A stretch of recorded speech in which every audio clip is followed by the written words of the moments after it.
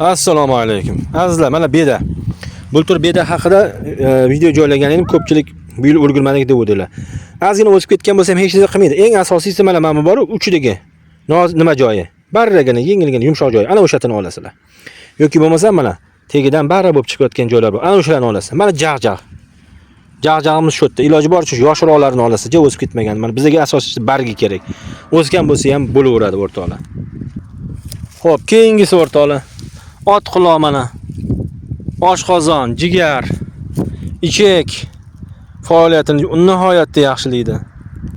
Mana bunisi esa hammamiz sevib maza qilib yeydigan yalpiz qizig'i hammasi bitta joyda. Mana dalani suv oqib tushadigan joy, zovur. Mana shu yerda ot quloq ham bor. Yalpiz ham bor, jag'jag' ham bor, beda ham bor. Hozir ko'rsatib o'tgan ko'katlarimni, giyohlar deysizlar, xullas nima deb atasanglar ataveringlar.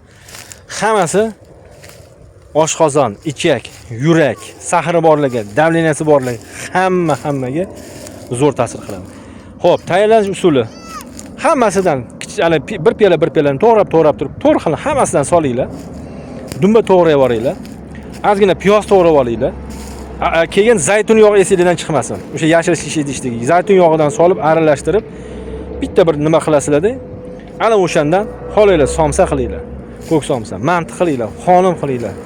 Nimaiki o'zbegim taom bor, hammasini tayyorlab iste'mol qilaveringlar. Zo'r ta'sir qiladi.